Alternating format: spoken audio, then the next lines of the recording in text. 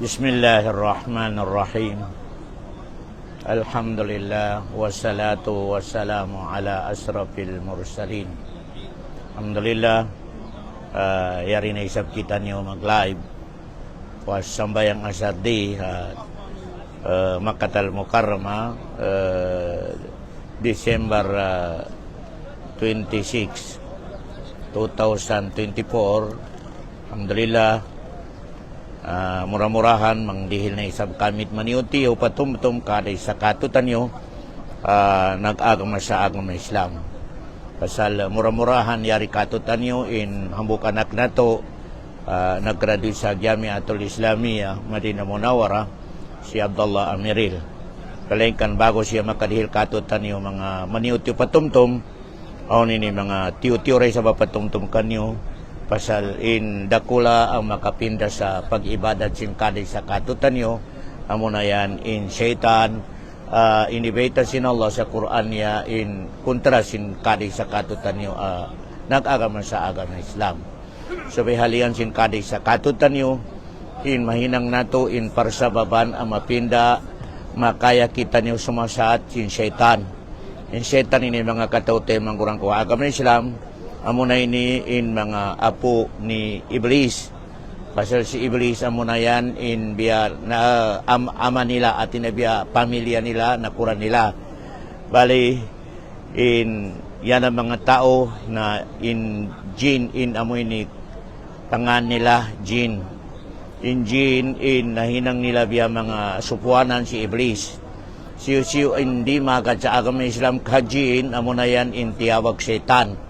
Amo na yan in manasat katutan nyo, paigong kita nyo sa hinang akabayaan sin Allah, pakatong kita nyo sa hinang akabayaan sin syaitan. Bali, itong kaparkala mga katautay manggurang ko agama Islam, in subay humali kita nyo ka makawa kita nyo sin syaitan, pabila mahinang sin kaday sa katutan nyo itong kaparkala. Ika number 1, na gafla.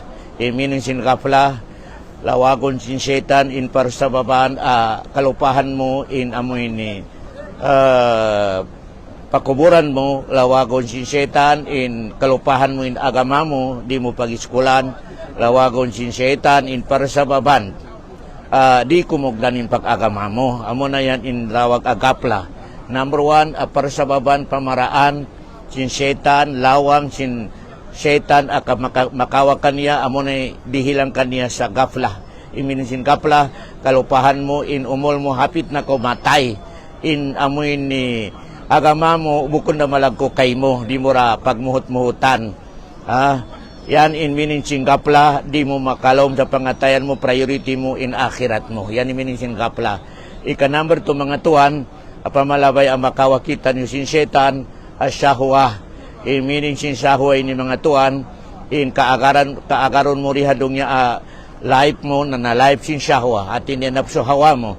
Di ko makaagad sa amoy ni aturan sin agama Islam, kaaturan sin ginawa mo as sahwa, in amoy ni kaagaron mo, kabayaan mo. Yan ini ka number 2 pamaraan sin syaitan ang makawa kita niyo. Ikato mga kataute magurang ko agama Islam, amoy ni pamaraan sin syaitan ang makasurkatot tanyo mapinda in pag-agama nato, al-ghadab. Iminisin al-ghadab yun na di makatiyo-tiyo in parkala, tumugal kao. Malawak ko sa passing, malawak ko sa amoy ni hikma a parkala.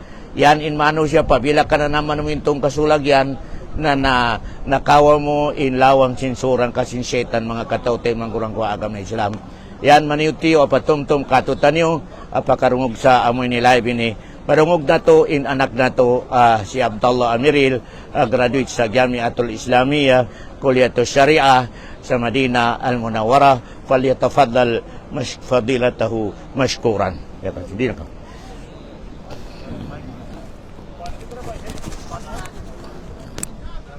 Tagalog na to.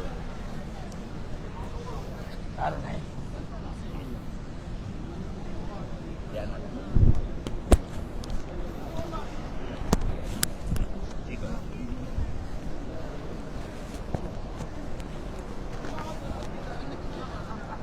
Alhamdulillah wassalatu wassalamu ala Rasulillah wa ala alihi wa ashabihi wa man tabi'ahum bi ihsanin ila yaumiddin. Amma ba'd, assalamualaikum warahmatullahi wabarakatuh. Nais kong magpasalamat sa Allah subhanahu wa ta'ala dahil tayo ngayon ay inipon niya kasama ang ating mahal na Sheikh na si Sheikh Muslimin Amiril, tsaka ang isa nating kapatid na si Sheikh Sabir Amiril na kasalukuyang nag-aaral sa Jamia Malik Abdul Aziz sa Jeddah.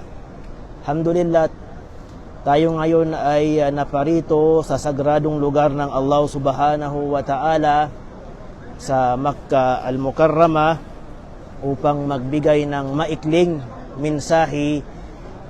Nawa ay mapulutan natin ng konting aral bilang paalaala sa aking sarili at paalaala sa atin lahat.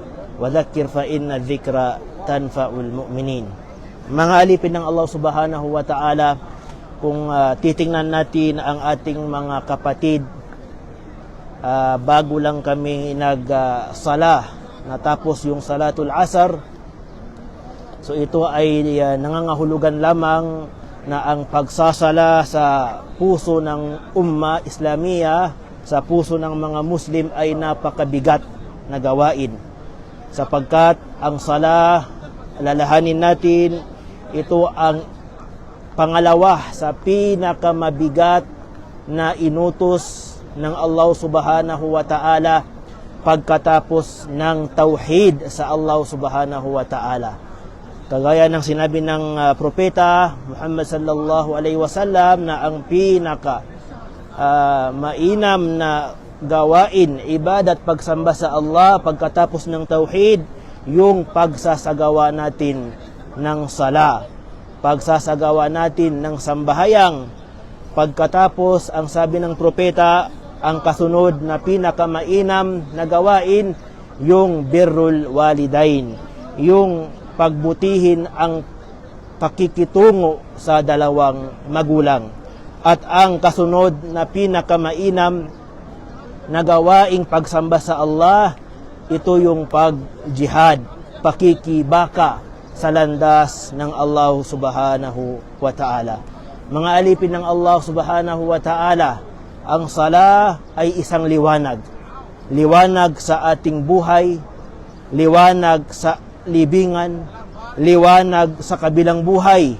Katulad ng sinabi ng propeta Muhammad sallallahu alaihi wasallam, as-salatu nurun. Ang sala, ang pagsasambahayang ay isang liwanag.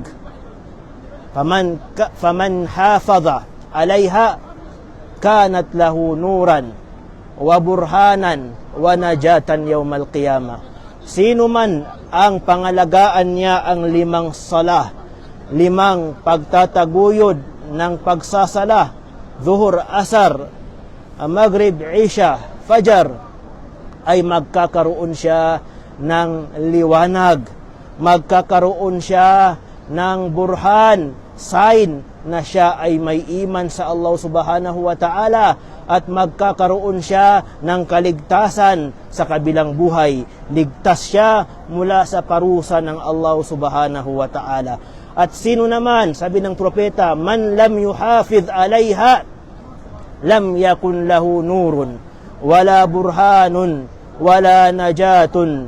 At sino naman ang pabayaan niya ang 5 pagsasala na ito, ay mawawala sa kanya ang nur, ang light, na kung saan siya ay mabubuhay dito na may liwanag, sa kabilang buhay may liwanag. Pero kung hindi niya isasagawa ang sala, mawawala ang liwanag at mawawala din ang sign na siya ay may iman sa Allah subhanahu wa ta'ala, at mawawala ang kanyang kaligtasan sa kabilang buhay. Wa hushira ma'a Qarun wa Fir'aun wa Haman wa Ubay ibn Khalaf.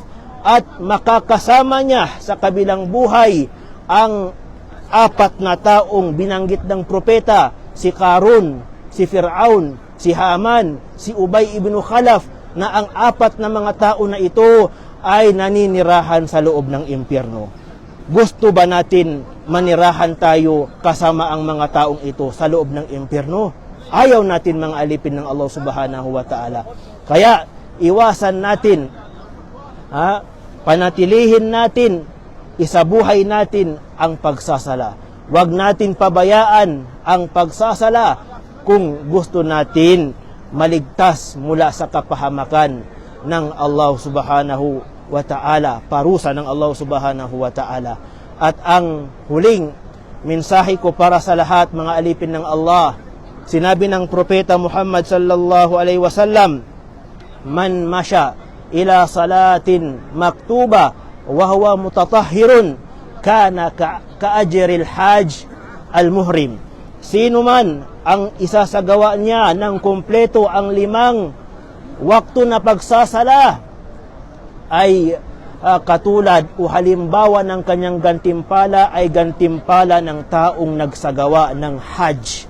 At sino naman, sabi ng propeta, man masya ila sabihati duha kana kaajril mu'tamir. Sino naman ang magsagawa ng salatud duha ay para niyang nakuha ang gantimpala ng taong nagsagawa ng umrah. Mga alipin ng Allah subhanahu wa ta'ala, konting gawain ay para mo nang nakuha ang napakalaking gantimpala mula sa Allah subhanahu wa ta'ala.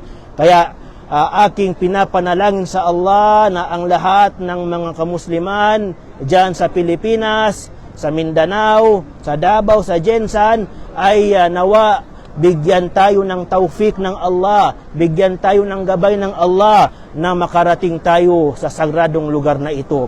Sapagkat hindi tayo makakarating dito mga alipin ng Allah kung wala ang taufik, wala ang gabay ng Allah subhanahu wa ta'ala. Ilan na lamang ang mga mayayaman na mga tao, maraming pera, pero hindi sila pinagkalooban ng Allah na makarating sa sagradong lugar na ito. At ilan na lamang yung mga mahihirap.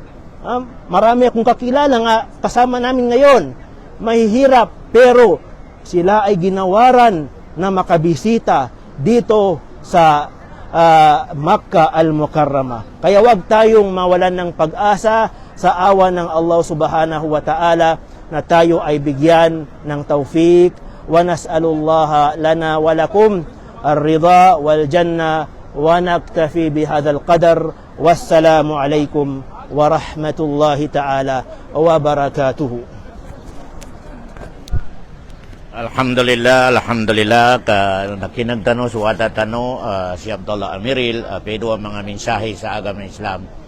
Pero makomang ko sa kanobitian nilanto, sa kano kaslano o gato sambayang, siya sa dongya na nanambay sa inang tawa mu'min na ito ninyo sambayang. Lusa kayo muli, na nanambay po sa pagtotal na kalbakano mu'min sa kayo muli na sa sambayang. O palpakisambayang ang kanalangon taman na nanawa, midkalat sulangon taman na ibadat ang ka. Mga lusog ko sa tiyan, na nabiyapianantano, kaya pidaw no Rasulullah sa kasali ko pa sambayang, na napatpo sambayang ka, magosang ka so takbiru imam, na nayawa karno Allah sa lista na munapik do lista na makaurup sa naraka. Patpulo mo sambayang. Asal magosang ka so takbiratul ihram al-ula ikhlas. So kapanggalbakan ka nakasukat sa watulan ng kapanyabayang na pitaw na Rasulullah, yawak ka rin sa lista na munapik. Do yawak ka rin sa lista na makanaraka. Yani mana nasuruka ka rin mga lusok ko sa tiyan. Natambo mogat inyabitiala tapi ka watatano niya sambayangan niya ka niyarme pinakateldas o agamatano sa ulian na tawhid sa Allah subhanahu wa ta'ala. Siyabutaman wa ilalika. Wassalamu alaikum warahmatullahi wabarakatuh.